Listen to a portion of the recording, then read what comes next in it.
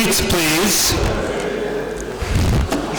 We're going to begin. So it's my pleasure to chair this session, and I would like to introduce first Professor Paulo Fernando de Moraes Farias, who will speak to us about medieval Arabic inscriptions from West Africa, a still neglected historical source. Professor Farias. Thank you very much. Now, the most illustrious of the epigraphists who have studied Arabic inscriptions in West Africa is Jean Sauvager, who was one of those who established the very discipline of Islamic epigraphy, not only in Africa, but in a general sense. Unfortunately, he died too young. Now, Jean Sauvager was a powerful thinker, and as he died young, in my opinion, he did not have time to resolve certain tensions within his own thinking. So if you look at his writings in general, there are statements which sometimes sound almost contradictory. And after his death, when his works were re-edited and translated, I think the scholars who did this work made an effort to smooth over these tensions, which in my opinion was a pity, because these tensions, these mere contradictions, were the growth points in his thinking. It was from there that new ideas developed. Now, here, one of these statements was saying that when one is collecting inscriptions, one ends up with a great, some jewels, the belle trouvaille, but also a lot of waste, beaucoup de déchets. Now, I am on the side of the waste, of the déchet.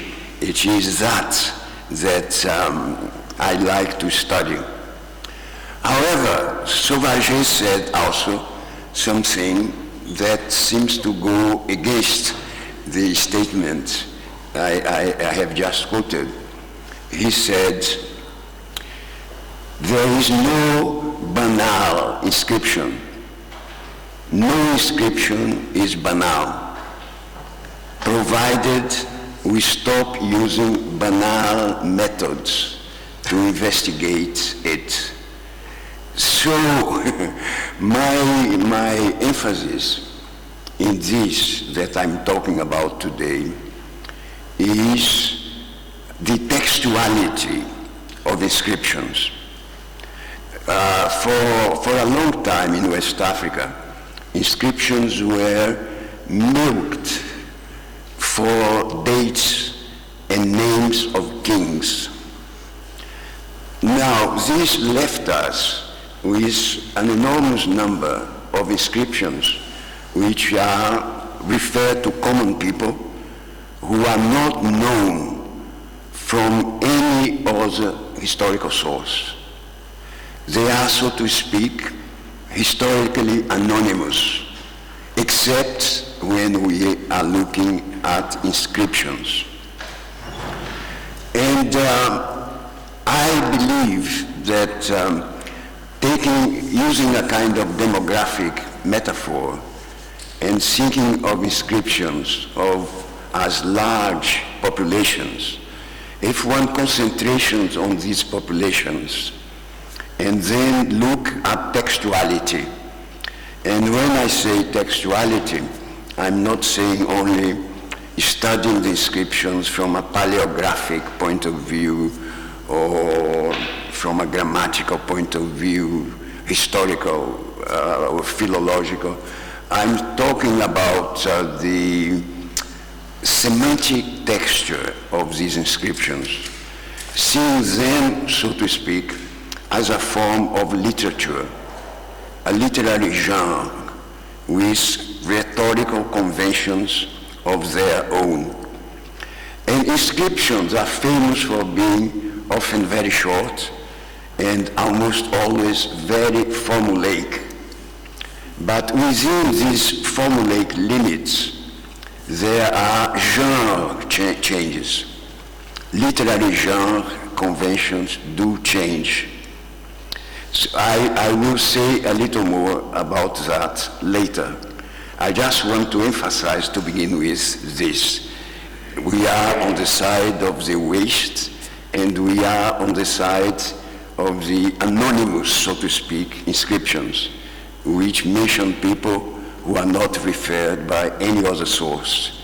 Because this also has to do with the question of whether epigraphy is an independent kind of source, or on the contrary, it only has proper historical validity when what it says is confirmed by other sources, chronicles, Timbuktu chronicles, or al-Bakri and other medieval Arab authors, or Songhai oral traditions, and so on. So why do I claim that these inscriptions are still neglected?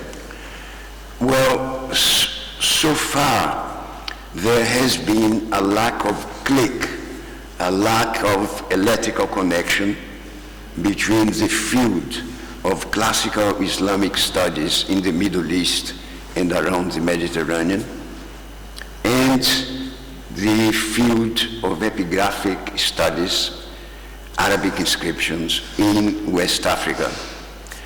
After Sauvager died, some years after his death, a very impressive work was published in 2 volumes, commemorating him, discussing his several works, and so on.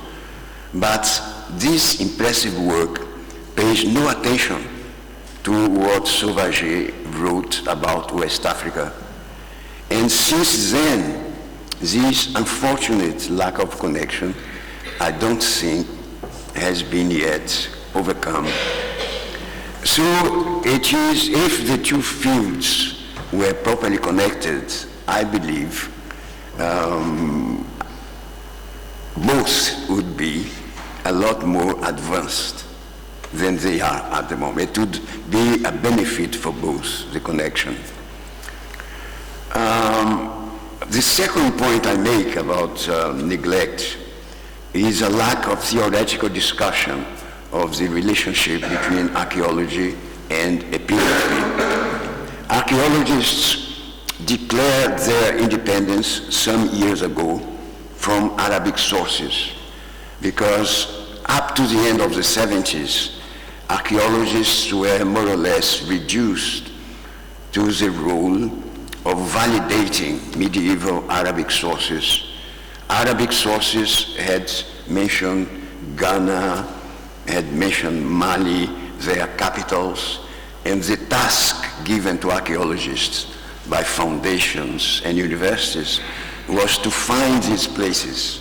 That was, and there was no regional approach to archaeological excavations. It was going to a certain point where it was believed a medieval capital was, and excavating it.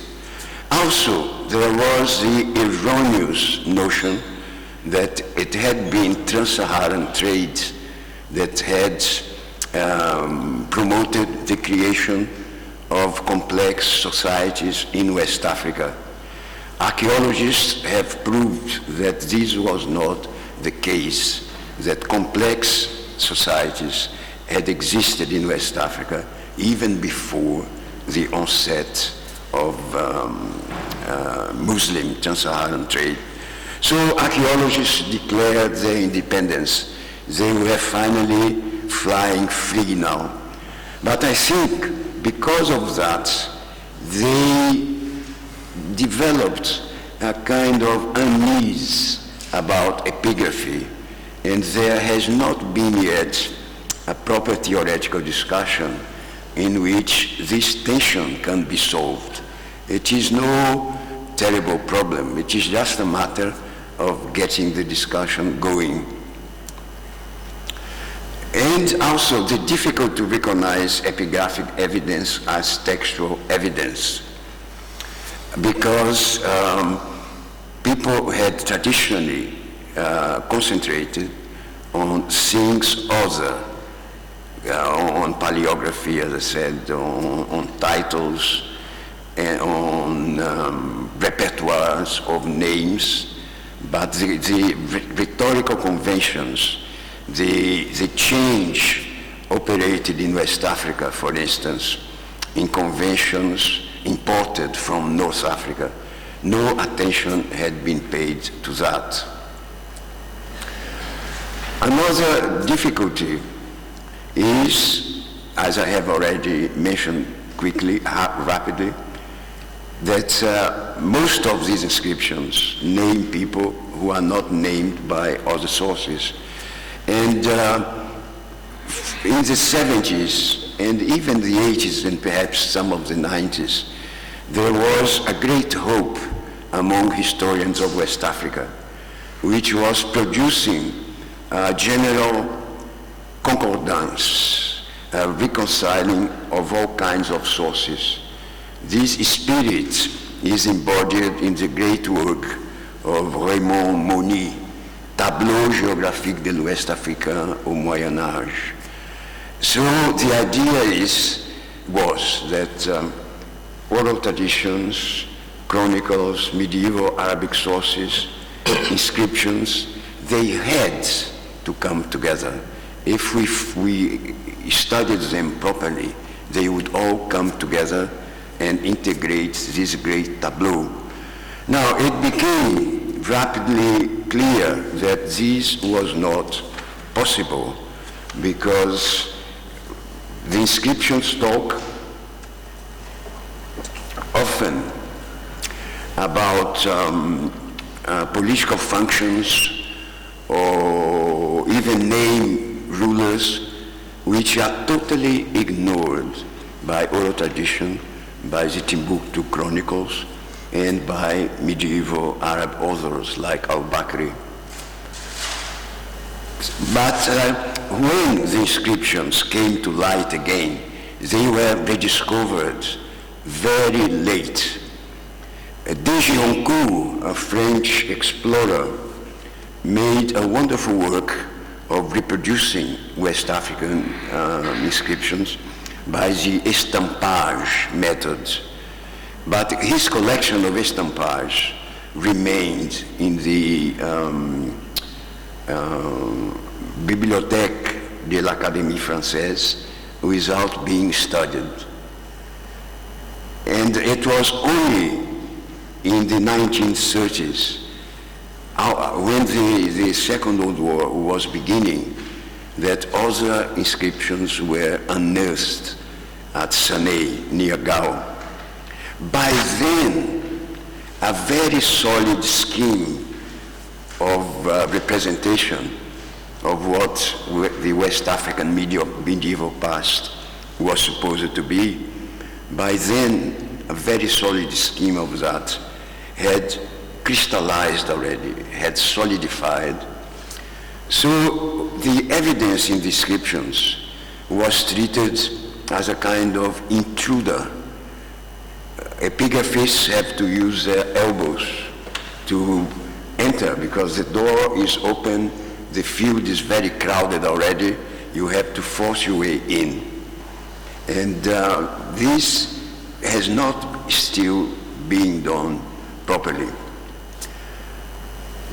Finally, there are the presumption that Islamic inscriptions are narrowly focused on Islamic communities and provide information only about a tiny elite of Muslim rulers and prosperous traders. This is not true at all. If you look at the quality of workmanship in the production of the stela, of the tombstones, and the quality of the engraving of the writing, you see that there is enormous variation. It was not the richest layers of population who had money to pay for more beautiful inscriptions, who are represented in the epigraphic corpus, all kinds of people. So the impression one has is that the people represented in the inscriptions are not only le crème de la crème, but there is a wide range, or a wide social range. And the way stories of origin reinterpret the inscriptions has been also a problem. Yesterday, Professor Bugnatelli mentioned the Kelesuk manuscripts. And the Kelesuk manuscript, the Kelesuk are this great Tuareg Maraboutic tribe that is literate in Arabic, produces Arabic manuscripts. They use the inscriptions in order not to read them. It is a very interesting contradiction. They are well literate in Arabic. They are the people in the region who are perfectly able to read the inscriptions, but they don't, because the dates on the inscriptions are wrong from the point of view of their myth of origin. According to their myth of origin, it has to do with the division, traditional division of Tuareg society between groups which have a warrior tradition and groups who have a Maraboutic tradition. So the Maraboutic groups want to show that their ancestors came to the region at the time of the prophets. The people who are represented in the inscriptions are people who were companions of the prophets. Well, the dates in the inscriptions don't confirm that, because the earliest ones that we are going to see are 11th century. So those people who can read the inscriptions put the verbal content of the inscriptions in brackets. They bracket them away and use the inscriptions, use the writing in the inscriptions as a symbol that is then reinterpreted in a mythical way, instead of being read in a historical way. And Songhai oral tradition in one of the sites, the southernmost site, does the same, claims that these are Muslims who are there, who came to that region at the time of the prophet. So all this creates difficulty at different levels for the interpretation of inscription. Now, these are the three main sites. Tadmekat, which was a city ruled by Berber religious authorities, and at the same time, a very important market town. It was a souk, a great trans-Saharan market. Galgal or Gal, and Sanei, which is close to Gal, and Kuchia or Benchia, which is the southernmost one. But I colored in yellow 3 points to show there was a great triangle of influences. On the one hand, influences coming from the east via Cairo and of course further on from Arabia. Influences coming from Al-Andalus. Some inscriptions, one of which we are going to see very soon, were actually commissioned in Galgal, but produced in Almeria for some high-ranking personages in Gal. And then this group of sites here, Tadmekat, Gaugausanei, and Kuchia. And this region had connections much further south along the river Niger with places like Ile-Ife, the great religious Yoruba capital. Glass produced in Ile-Ife has been found in sites in near this region of Tadmekat, Gaugao, and Kuchia. Another important point to remember is that if we move west to Gaugao, towards Timbuktu, and further west, we find no medieval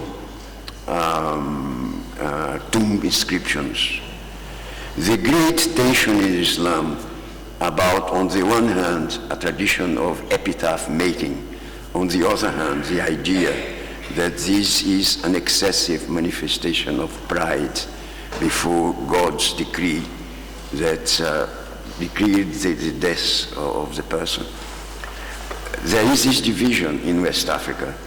West of Gaugao, Tadmeka, and Kuchia, you don't find inscriptions. And I argue that the reason why inscriptions are found in the Tadmeka, Gaugao, Kuchia area is that when Arabic and Arabs and Berbers who knew Arabic came to the region, they already found a Berber script there, which is Tifina. And they also found in traditional culture a particular attitude towards the dead.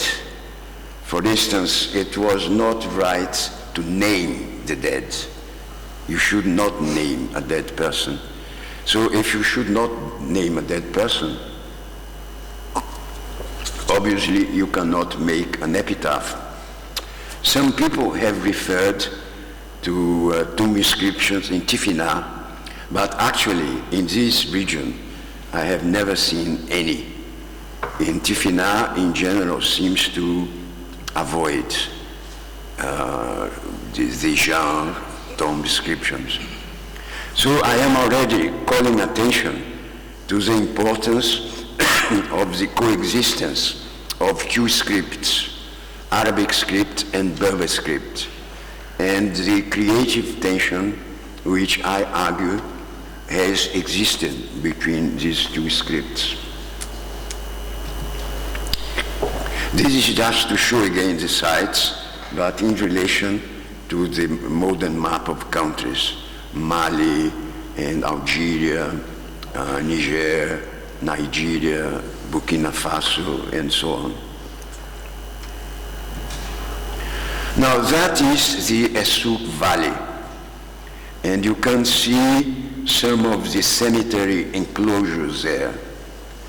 You see some urban ruins, and I show this photo because I want to argue that the Essouk Valley is so full of writing that writing is part of the landscape. You cannot think of the physical landscape of Essouk without conceiving it as partly constituted by writing. Writing constitutes landscape as well.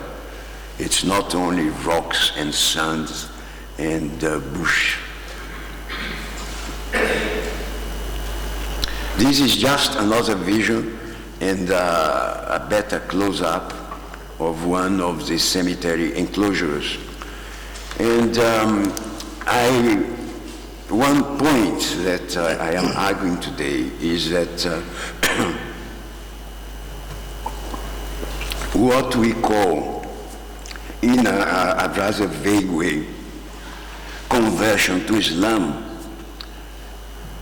we need to think of it in less vague ways. What is what one could call the mechanics of conversion? How does it actually happen? We know it happens, but exactly how?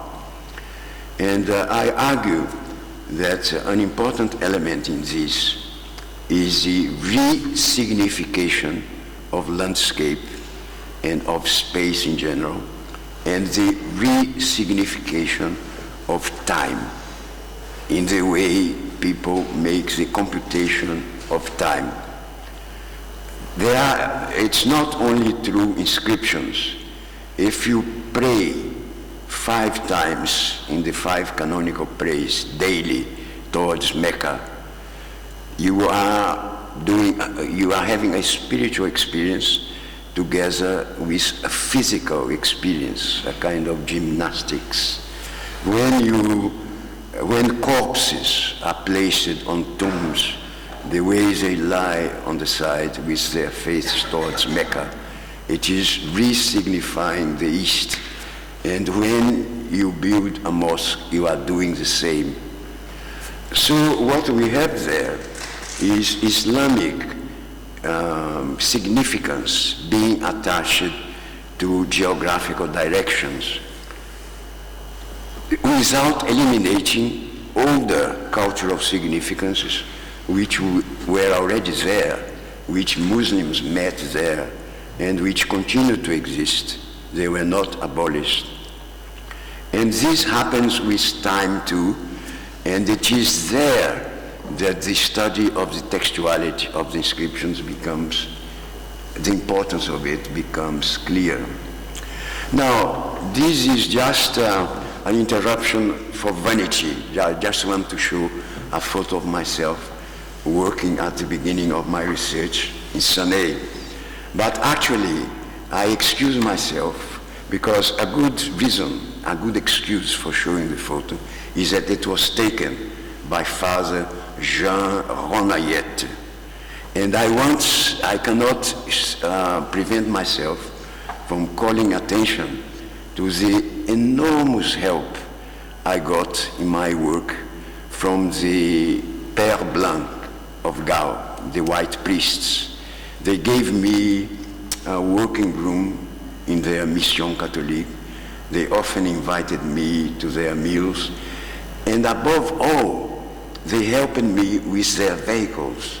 There's considerable distance between these sites. And they often helped me with transportation. So this photo is also my way of thanking them. Now, here is a cliff in a souk. And if the slide is coming well on the wall, you will see both Tifinagh and Arabic inscriptions in it. The topmost inscriptions is in Tifinagh, and then you have other inscriptions. One of the Arabic inscriptions is one of the oldest at the souk. Let me quote the date exactly because I don't want to make mistakes. It dates from 432 of the Hijrah, 1041 AD. So also the kind of writing you find in at least some of the Arabic inscriptions is very similar to the writing one finds in other very old inscriptions, which we are going to see in a minute, which are dated from the first half of the 11th century. With Tifinagh, we cannot, only 5 minutes. Only 5 minutes. But, okay, very good. So I will go through this very quickly then. It is again a matter of coexistence. Arabic and Tifinagh. And it is also a matter of landscaping. You see that you cannot look at this piece of rock without being almost overwhelmed by the enormous amount of writing that is there. One of the main reasons of the Arabic writing is dates, absolute dates. One of the main reasons for Tifinagh dates is expressing things that need not to be dated. Here is a drawing. The 2 lines near the end in small script are the old inscription I was talking about. This is a translation of some inscription. Now, this is an inscription which I have not yet showed anywhere It is in process of publication. It has not been published because I studied it only last year from a photo that was provided me by Alain Breguet, a friend. And it is actually the oldest internally dated piece of writing ever reported from West Africa. It is 435, 1043. It is one of the inscriptions on this rock. I'm not going to point them to you because I don't have time.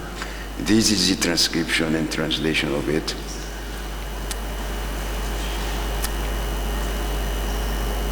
I hope you had time to see it. This is, again, inscription on the landscape, and this is an important inscription which connects Stad Mecca to Mecca. It says, this was written by Elias, son of Hamadin, etc. And there will remain to it, literally to her, a marked in conformity to Mecca, and the book will remain. Now that is space conceived in terms of a double movement. You go to distant Mecca from a region which is on the periphery of the Islamic world. At the same time, you create within the Sahel a city called Tad Mecca, which in Berber means this is Mecca, this is really Mecca. And you inscribe this city within the Sahel at the same time that you see it at a distance and you go on pilgrimage there. This is a purely chronological graffito. It just says this is the year 4 and 400. 400 of the Hijrah, 10 and 14 AD. It is not for dating. It's not dating anything, any event. It is just proclaiming this precious knowledge of abstract knowledge of the Islamic calendar, of this new way of computing time. And this is a graffito which says, there is no God but God, Muhammad is his messenger, and this was written by Ahmad Arral Said. It is a Berber word instead of the Arabic bin. But it is also uses the abjad alphanumeric method to recommend that the first part of the Shahada should be repeated 40 times and the second part 20 times. And there is modern ethnographic evidence among the Kelaway of the Yahir that people are said not to repeat the Shahada too many times because this can induce a kind of a state of trance, what they call a newness from God, and which should be avoided. This is an inscription of the son of an Ashtia. The chronicles of Timbuktu say that the title Ashtia dates from the beginning of the 15th century. This inscription shows that actually in the 13th century, first half of the 13th century, it was being already used. And this is the Khatib Umar Bere. The office was a very important political office because, of course, in the khutbah, you show, you recognize the legitimacy of the local ruler. And this is a region the Timbuktu chronicles describe as a den of paganism, from where Pharaoh recruited sorcerers for his confrontation with Prophet Musa. But the inscriptions show not only that there was a large Islamic community there, but there was this office which later was transferred to Gao by the Songhai dynasty, and it was a very important office. During the days of the Ashtia dynasty, the Khatib was also the Qadi. And there is inscription of a wazir. Excuse me, sir. If we're going to have time for discussion, you have to... I'm finishing now. And this is a queen.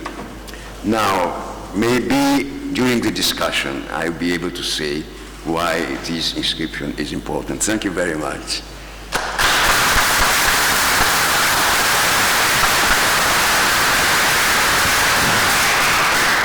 Thank you very much for this very clear and interesting presentation. I'm sure that there will be discussion of it. Der nächste Redner ist eigentlich nicht hier, Manfred Kropp aus Heidelberg. Ich wollte ein bisschen Deutsch hier reinbringen, ja, warum nicht? Aber hat, in a friendly way, kindly, he sent his paper, and Alessandro Baussi has agreed to read a shortened version of it in absentia. So, Alessandro.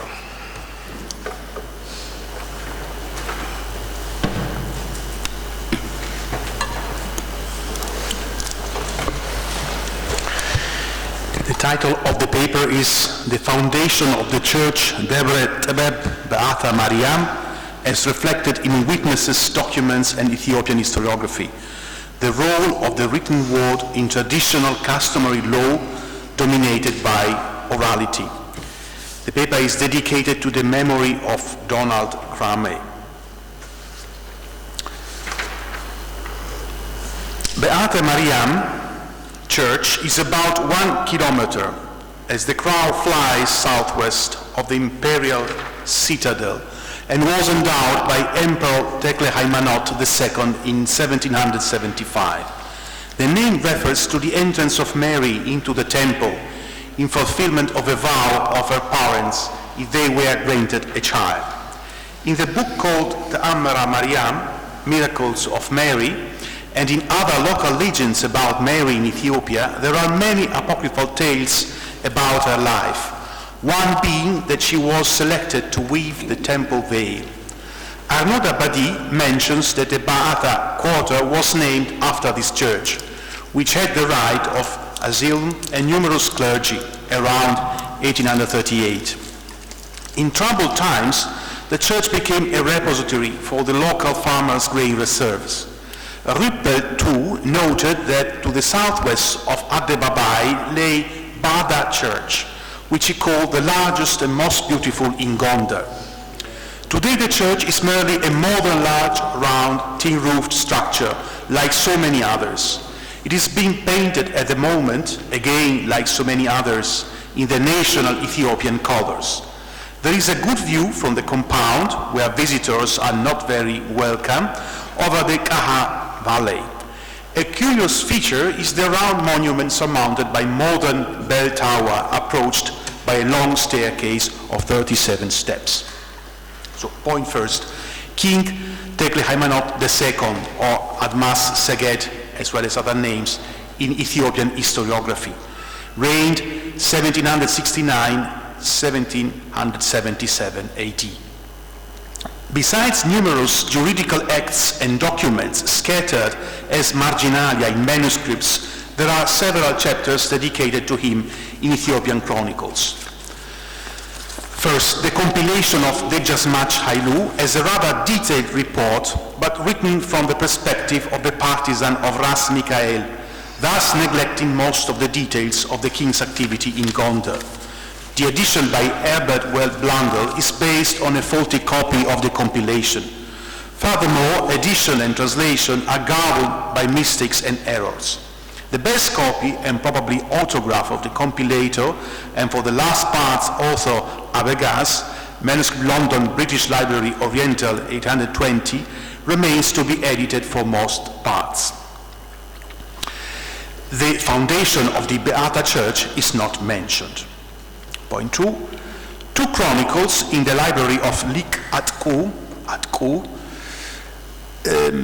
Lik Atku was judge at the royal court of Gondar, where his family held this hereditary office already for generations. In fact, his uncle Likye Haile Selassie is one of the prominent figures for the foundation of Beata Church. Lik Atku's library, better his professional and family archive, contained important documents concerning the political, ecclesiastical and economic life of his time. A renowned scholar, he helped generously several European travelers to build up collections of Ethiopic, mostly historical texts. Thus, the Rippel collection, now at the Staatsuniversitätsbibliothek in Frankfurt am Main, is mainly fruit of his generosity and knowledge. 2 chronicles in the collection are dealing with the reign of Tekle Haymanot II. The short chronicle of Lik At-Ku, already written by his father, and the report on Tekle Haymanot II and the foundation is to be found there, but in a rather short version. Then the extended chronicle of Lik At-Ku has a much more detailed report on these events. Here and in other parts of Lik At-Ku fills up the laconic narration with texts deriving from his archive and partially from oral tradition present in his family. It is to be remarked that the scribe in charge of the 2 copies was not the most attentive one. Extravagant orthography influenced heavily by Amharic, numerous errors with the numerals, eye skips, omissions, and displaced passages present a challenging task for the editor. Second point, Debre Tebeb Ba'ata Mariam Church, Ethiopian hagiography and documents. The detailed reports in Lik At-Ku's extended chronicle are the guidelines to relevant documents written as marginalia in precious and venerated books. These books were kept in libraries of ecclesiastical institutions, serving as testimonial archives for the respective donations and regulations of the newly founded church and its economic and social development afterwards.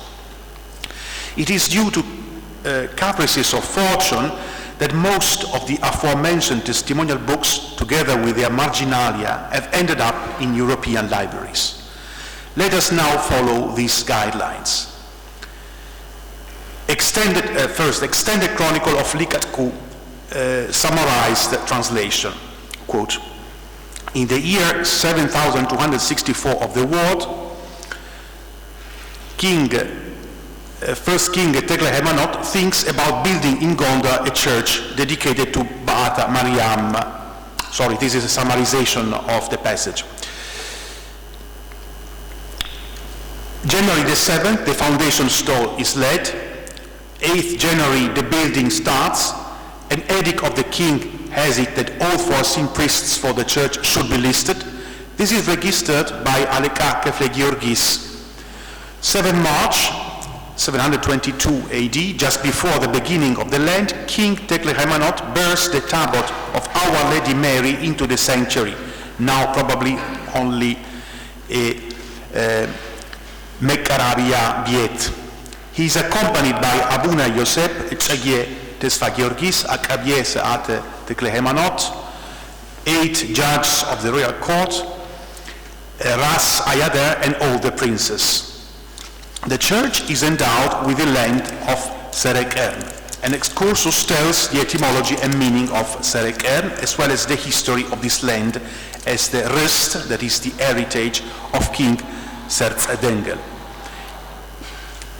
In the month of July 772 AD, the king adds the lands of Arabia and Kosen, as well as other lands, to the donation of the Ba'ata church. So end of summary of the chronicle passage.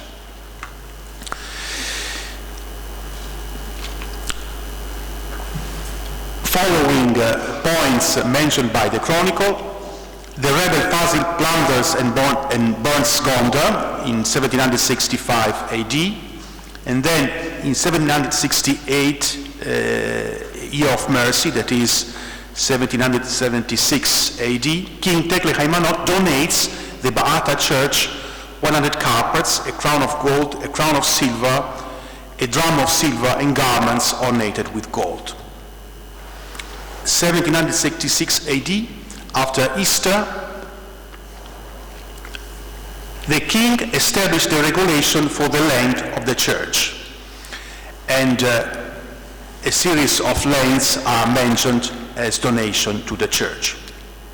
Thereafter, he had books brought from the different churches and written into them these lands. The following manuscripts are mentioned. In the book of Kaliamentos of the Church of Our Lady Mary in the Genja Biet, the Royal Treasury and Archive. in a manuscript of the Old Testament of the Church of Abune Tekle Haymanot, in the Chronicle or History of Debre Berhan Church, in a manuscript of the miracle of Our Lady Mary in the Hamerenoch Church, in a manuscript of the Fethanegest of the Church Atzatzami Kedus Mikael, in a manuscript of the Haimanote Abo of Quesquam, Debre Tzahai Church.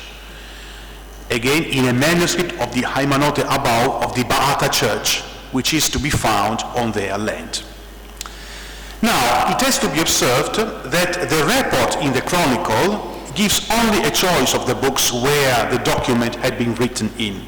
The following 4 manuscripts preserved in the British Library contain these documents as well, and it is quite possible that there are still more. British Library Oriental 638, Miracles of Mary, and then Oriental 604, Negere Mariam, Oriental 549, Feus Memphesawi, and British Library Oriental 799, Synodos.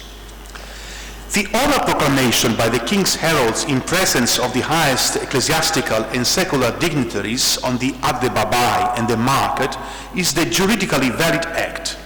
The precise but stereotyped formulas of introduction and protocol anathema are present in several of the documents written in the aforesaid manuscripts, but are lacking in the Chronicle. Furthermore, the lists of lands and respective regulations differ as to their extent in these manuscripts.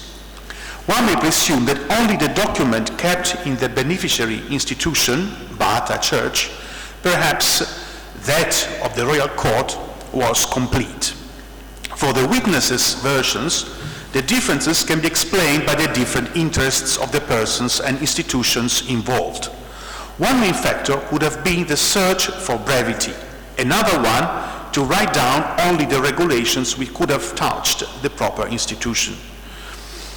For a detailed study of an analogous case, see Manfred Kopp, Zwei Fassungen der Beurkundung eines Stiftungsakts Kirche der SG Mariam, Bemerkungen zur Sprachenform von Zeugenurkunden in einer Rechtsordnung mit schriftgestützter Mündlichkeit, published in Audiens Christianus 95, 2011. Donald Cramey was certainly mistaken when he tried to interpret these divergent versions as the successive development of the regulations, revised and changed in the time. I think, quote from Cramey, the Chronicle then continues, quote by Cramey, sorry. The Chronicle then continues by citing the precise regulations for the hereditary status of the priest's lands. Then there is a rather lengthy narration about how the king, before his exile to Waldeba monastery, charges to reluctant judges of his court the responsibility of his foundation, Beata. These 2 dignitaries refusing first by pointing out the lack of power and authority in the struggle with land robbers. To sum up, the foundation of Debret Abab Baata Mariam represents a fortunate case for the historian of Ethiopian history, maybe history in general. The complete and detailed narrative about the event is preserved in 2 chronicles written under the supervision of one of the leading actors of the ceremony, who was the uncle of Lik Atku. The written text of the oral proclamation of the act, foundation and details about donations of land and privileges is preserved in several copies, among them that of the official record office of the royal court and that of the beneficed institution, the Beata Church. The rest of these copies can be identified as those of the official testimonies and their institutions as enumerated in the proclamation. A thorough study of these texts reveals quite a number of variants which can be explained by the passage from one written original copy to oral proclamation and from there again to written but extemporaneous copy of the direct testimonies. An analogous case demonstrating of these mechanisms has been studied in Manfred Kropp, quoted article in Audiens Christianus 95. Moreover, as an anecdotal detail, a letter of complaints of one of the beneficiaries is to be found among the documents. The chronicle refers to a controversy between priests of the Beata Church and the administrator of their lands. Seeing all these details together, we get a vivid image of the economic and social relations of an ecclesiastical Ethiopian institution in the second half of the 18th century, as well as a detailed picture of juridical customs and practices of the time. That's all. Thank you very much, Alessandro, for reading Manfred Tropp's paper. You were able to connect on that? Yeah, we went to CT. Okay. So the next speaker is Dr. Michele Petrone, who will read a paper on Sufismo e produzione testuale nell'Etiopia del XX secolo. The subtitle is... Oh, are you reading in English or Italian? In English. Oh! And then I switched to English. Okay. to be maybe. In any case, I won't try to read the subtitle because I'm sure I would mispronounce it. It's a bit too long and I cut it out. Please. Cut it out from the title. So today we'll present you the very first result of a still ongoing work of critical edition of one of the first, if not the first, biographical account of Muslim Gurage in southwestern Ethiopia, and which is the result of the first two missions of the Islam and the Horn of Africa project based at the University of Copenhagen and directed by Alessandro Gori in December 2014 and February 2016. No, it's not changing, so why? No. I don't know. There is something wrong. Is it PowerPoint? Okay. Yeah, it's PowerPoint. Oh, no, it changed. Yeah. Okay, so first of all, I will start with a brief overview of the presence of Sufi brotherhoods in Ethiopia. It is well known that the most diffused among them is the Qadiriya, founded by Abdul Qadir al-Jilani and present in different shapes and with different sanad chains in all the Islamic world. The presence of the Qadiriya is attested in Ethiopia since at least the beginning of the 18th century in different places, mainly in the holy city of Harar, of course, and in all the other areas where merchants coming from Somali coasts could have accessed the interior regions of Ethiopia. From the end of the 19th century, anyway, other three orders started to spread in Ethiopia. In western regions, mainly due to contacts with Sudanese clerics, the Sammaniya, founded by Muhammad Samman at the end of the 18th century, and the Khatmiya, founded by Muhammad al-Mirghani. Later on, there is also a significant Tijani presence in both southwestern and central Ethiopia. This formal presence, anyway, is surrounded, or better, it has as a common background in all Muslim areas of Ethiopia, a diffused devotion to local saints, Sheikh Hussein first of all, but many others, also saints attached or clearly belonging to a Sufi order, practiced by Ethiopian Muslims, disregarding any personal kind of affiliation to a certain order. So it is quite easy to see pilgrims moving from Sheikh Hussein to Western Ethiopia to visit maybe the tomb of the Sammani saint and Oromo saint of Warukko, and then move southwards to Dedo to visit Sheikh Otabamecha, one of the main figures of Ethiopian Tijaniya. So this kind of would say popular Sufism or popular devotion to Muslim saints is the background to a more formal kind of affiliation to Sufi orders, which is actually extremely rare in all the areas and all the Turuq I have been able to study up to now, because both written sources and local informants say that the baya, or as it is called mainly in sources, the taslik, mainly coincides with the taqdim, meaning the ijazah, the permission to initiate other disciples to the order. So this would mean that the diffusion of the order is from master to another master, or someone who would become another master in the order. And this is important also in the Qadiriya Rashidiyya order, founded by Muhammad al-Rashid at the very beginning of the 20th century, and propagated by Kamal ad-Din al-Ubi, father of the author of the text I will present you today. The author is Badruddin ibn Sheikh Abu Muhammad al-Hajj Muhammad and so on, but it's important that it is called Zabi, which is the Zabimullah, the place where the Hadra of the main Hadra of the Rashidiyya is located. Al-Qabini, so he belongs to the Qabena group, then Shafi, Al-Qadiri, and Rashadi.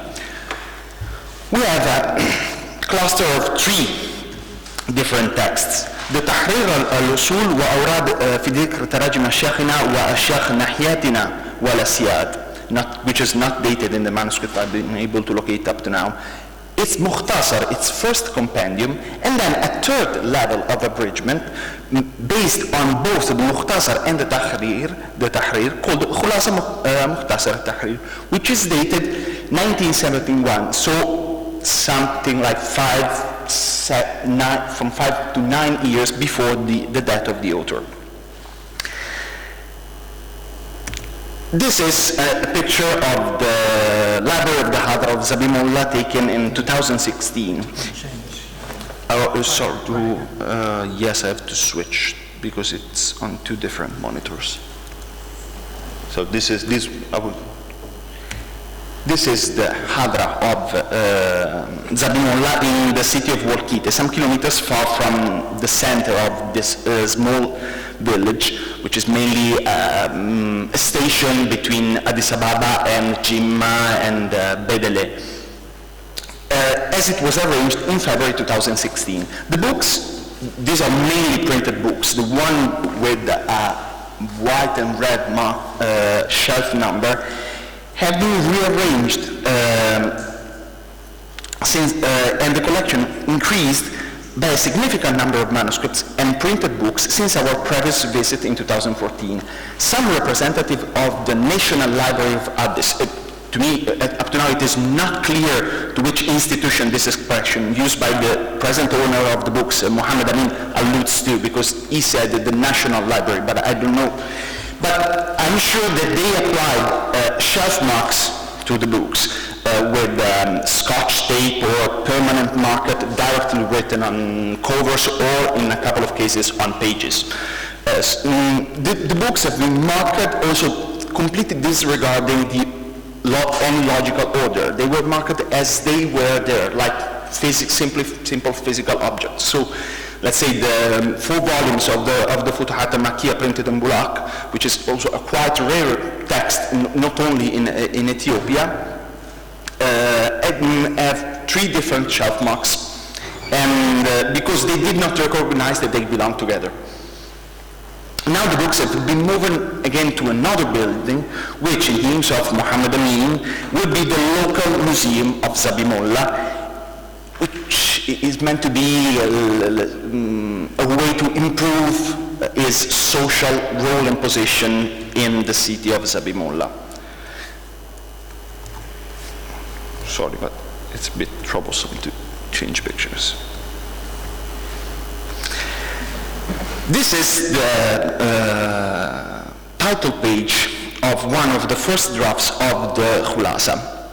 In the first draft that I've sent to the Academia, I've intentionally used the title Tajreed, reporting word Tajreed instead of Tahrir, because this is the way it has been called for the very first time by Muhammad Amin, who is actually the son of Badruddin. But there is a variance in the titles of the text. The tahrir is present only in fragments, probably only the ones that the author preserved to be used as a basis for the preparation of the other two works. Here you can see an early draft called Tahdir or Tahdib al-Usul. Unfortunately, this is a single loose folio that preserves only the very first part of the introduction, made mainly of eulogies, so it is very limited use in critical edition. This changing in the title, anyway, presenting this early draft, clearly shows that the whole effort of writing this text is not the result of a mere collection of anecdotes taken from oral sources, and meant mainly to preserve some kind of account of facts regarding his father, his family, or his Sufi master. The Tahrir appears to be a literary effort since its beginning. Also, its language is a plain, clear Arabic, lacking those contortions in the structure of the sentence that are frequent in less skilled writers in Arabic, both in Ethiopia and elsewhere, but not in any case. But the text is easily readable, written in classical Arabic, with very, very few mistakes in writing and some constant ones. So he had like the writing of numerals in words.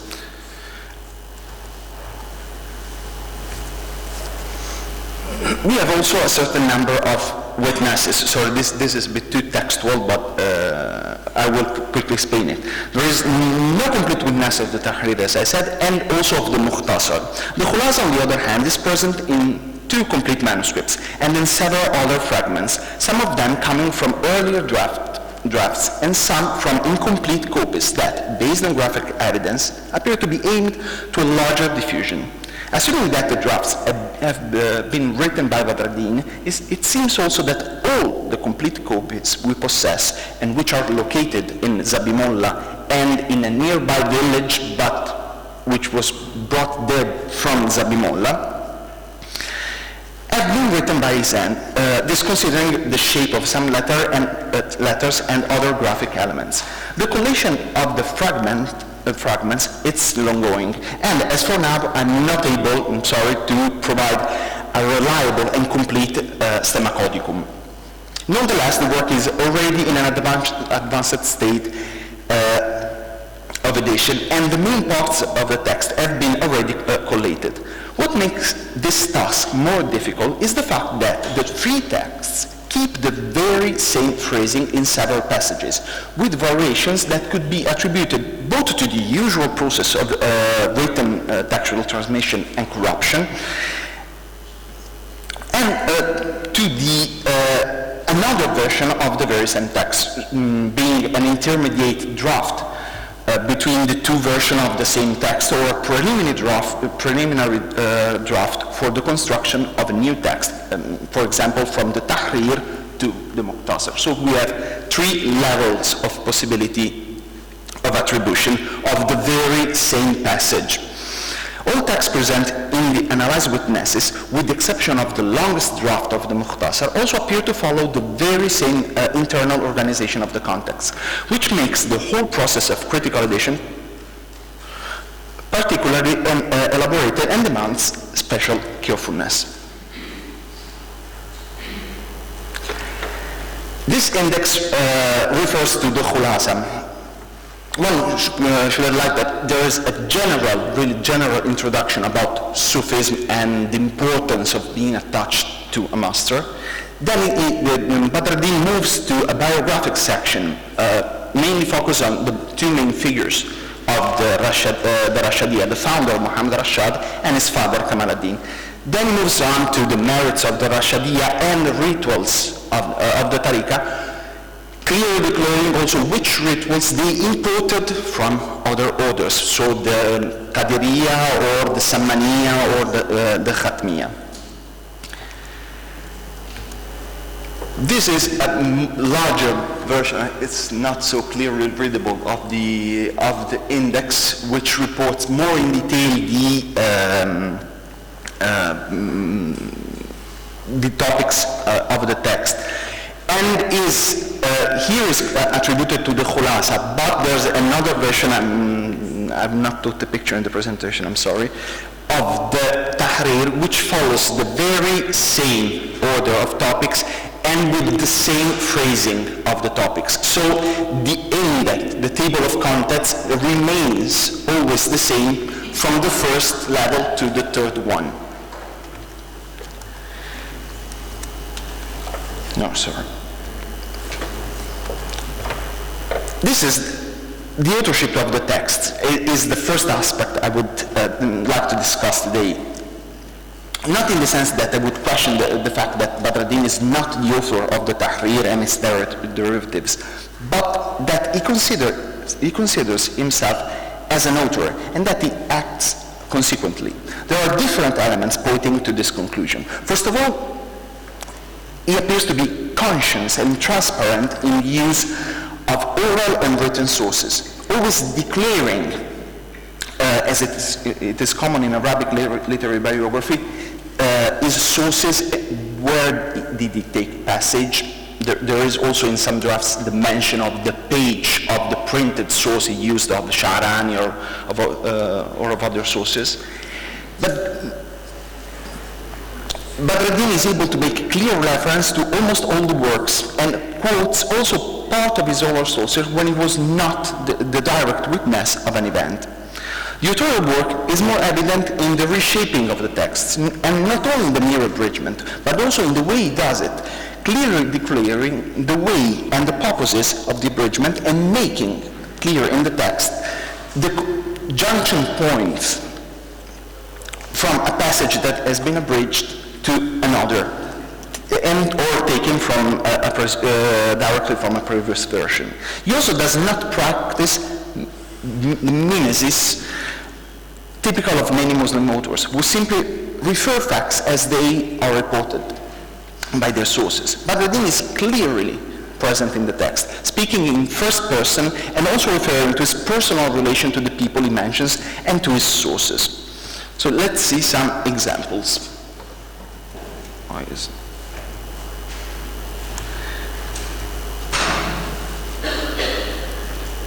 The introduction of the khulasa and partially also the one of the mukhtasar is almost entirely devoted to highlighting the importance of reading books. Not only when a living master is lacking, which is a typical literary topos of many Sufi handbooks. This tells us also something about the readership of these books. The khulasa, the mukhtasar, and the tahrir. They have been written for people who not only could read Arabic, which is evident if they were reading Arabic, but who could also have access to printed or manuscript editions of the books he is quoting, because he is urging the reader to read the sources. Which are these sources?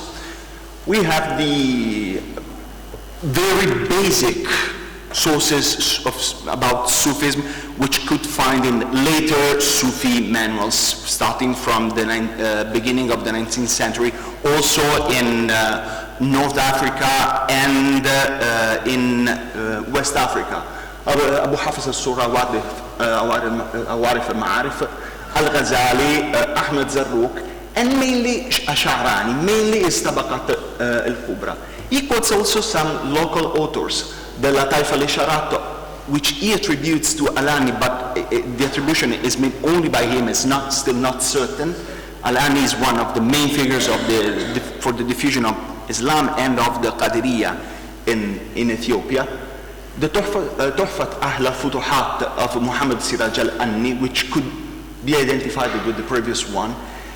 The epistle of Kamal ad-Din, his father, sorry, there is an L lacking, about the manaqib of Muhammad Rashad, and also he refers to some of his own disciples, some disciples of Kamal ad-Din as authors of books, which he does not quote, but he probably knows about.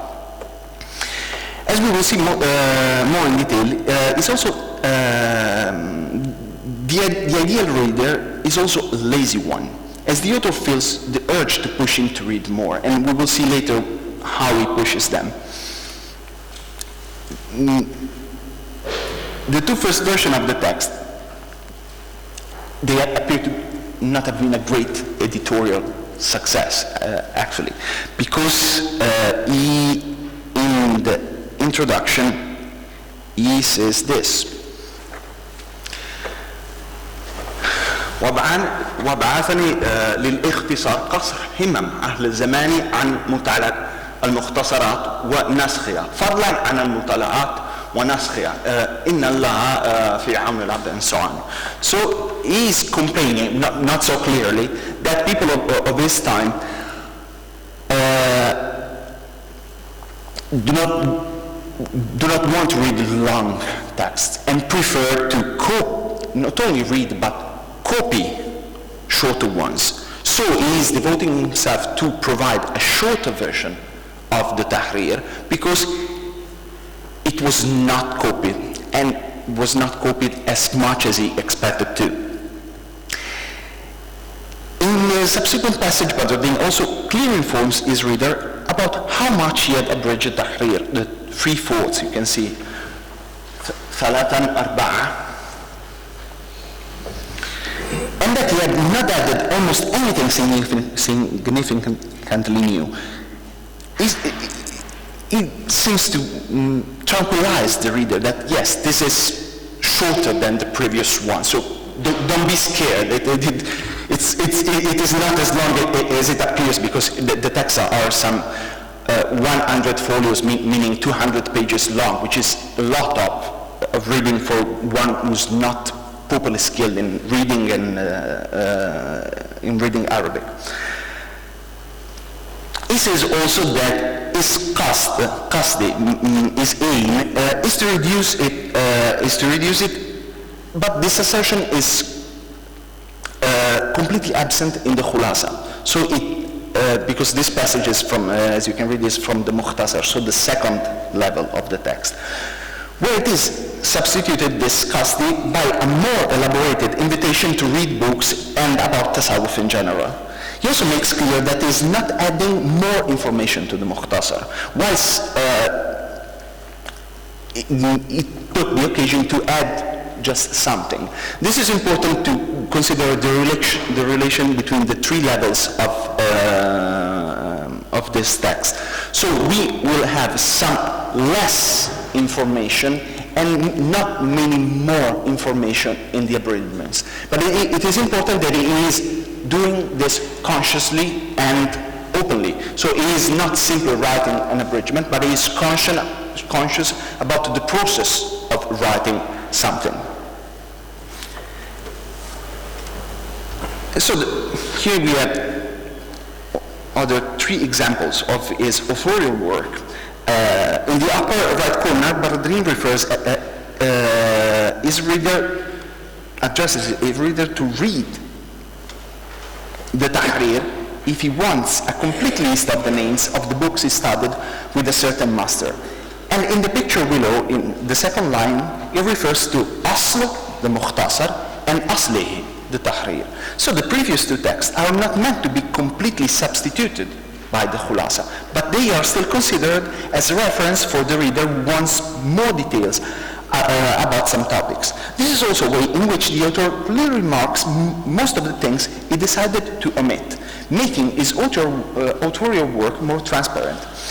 This means that he also considered the Tahrir still important, and that those who did not possess it should look for it in order to have a more complete information. So he was trying to push his older works to be copied around. In the picture of the left, you can see also the ending of a paragraph, ending in Haza wassalam. This kind of ending made me think at the beginning of the study of this text that the whole work was composed by collected epistles addressing one or more topics that were simply put together one after another. The work of collation with the Mukhtasar made it evident anyway that this expression marks a junction point of the editorial work of the author who, when he was unable to provide with a more fluid transition to the following topic, simply closed the paragraph and moved to the next one, dealing with another topic. This clearly points out a certain degree of inability to re-elaborate the previous works, but it can be also considered as a way in which the author guides the reader of the previous two works. Bernardini could have been marking here some lacking information or detail and implicitly addressing the reader to previous works which are more detailed. Then I said that he is directly present in the text. The editorial work is, he cares about the carefulness of his quotation. As you can see, intaha bitasarruf. He is quoting a poem mentioning mainly the names of some masters of which he had already provided a short biographical notice. But he said, I'm quoting it bitasarruf, freely. So he is careful. He is careful mainly for two reasons. Because, first of all, he cares about what the text he is quoting, and also because his readers, in this case, would probably already knew the poem by heart. And so they would have been surprised or irritated by a misquotation of a poem written by one of the masters of the same order. So he is careful also in the relation with his reader. He is also pointing out that he is in good terms, in very friendly relation with all the people mentioned before, illa Sheikh Musa. So he said that, yes, I know all of them, I'm in good terms, but with Sheikh Musa, I'm not so in good terms. So his presence in the text is not only an editorial presence, but a human, physical one. He is putting himself at the center of the narration in this particular case, which is not the only one of this kind. Now let's move to the diffusion of the order. All biographic and historiographic accounts written in southwestern Ethiopia, as far as I've been able to collect them, share a strong local dimension. They also share a connection to a particular saint or Sufi order and bounded to a single city or area. This is the case of the biographies of the Tijanis of Jimma, written by the well-known Mahmoud ibn Sulaiman Abamecha, who is probably the most known figure together with Fatih Ahmed Omar in Ethiopian Tijaniya. And the same can be said for the Khulas of Badr ad-Din. He is engaged in highlighting the presence and role of ulama among his own ethnic group, the one of the Kabena. In doing so, he follows a twofold model. On one hand, the single biographies are based on the usual structure of Islamic literary biography that lists masters and disciples of each person, but he takes it more freely without respecting the usual structure of name, biographical sketch,